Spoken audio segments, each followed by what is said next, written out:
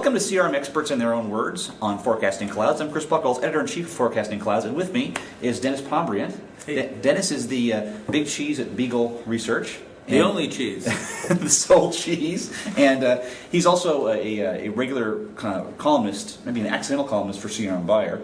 True. Which I am as well, so it's kind of a strange meeting of the minds here. There you have it. But Dennis, you've been writing a lot of interesting stuff on CRM for a while, and your take on CRM and the bigger IT ecosystem has had some interesting turns to it in the last, year or so, or 2 years, when you started focusing on concepts of sustainability and started looking at how these things fit into a much bigger global picture of not just what's sustainable for the world in terms of resources, but what's sustainable in terms of business, and how that concept needs to be thought of by businesses as they develop themselves and the way they manage data. First of all, what got you interested in that concept, and how did this sort of come to the fore in your thinking? Well, it's kind of interesting. I'm not trying to save the world. I think of myself as a green person, but my whole emphasis has always been in trying to figure out how people can make money. And making money is an economic thing. And when changes occur in the inputs that we have in our economic processes, we necessarily have changes in the outputs. So a couple of years ago, when gasoline was over $4 a gallon, crude oil was over $140 a barrel, I started doing some back-of-the-envelope calculations, which basically went like this. If gasoline is that expensive, if jet fuel, which closely tracks it, is that expensive, then we're probably going to travel less. Mm-hmm. And a lot of the travel that we do is for business. So it could have a deleterious effect on business activity.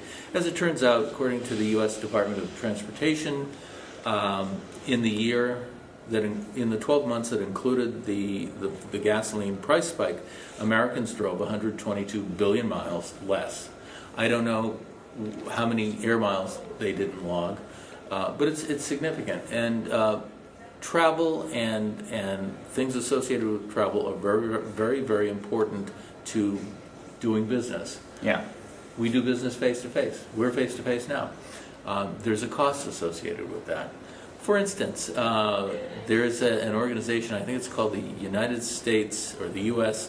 Business Travel Bureau or something like that, that actually keeps statistics on how much money we spend on business travel every year. Mm-hmm. And in the most recent year, I think the number was around $254 billion.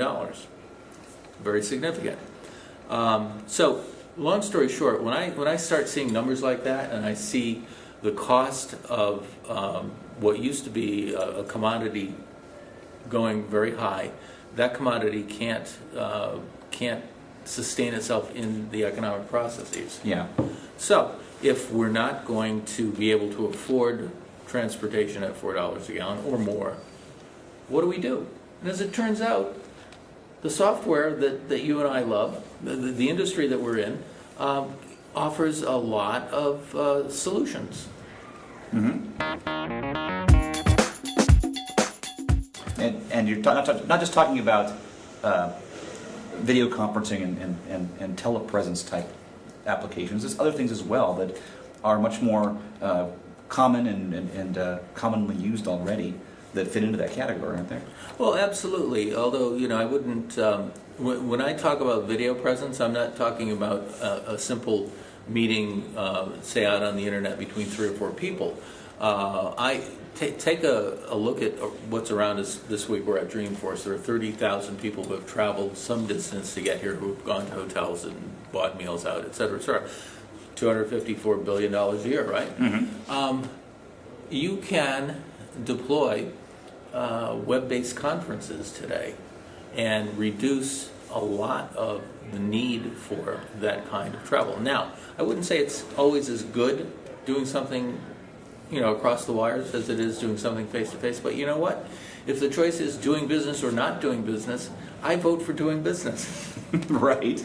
I voted for it at every election. Well, there's an awful lot of people that travel to all these shows, and if what you're saying is sort of acted upon by these guys. It might be not that they don't see each other face to face ever. It might just be that they focus on much more important face to face events once or twice a year, and they sort of minimize their expense as far as travel.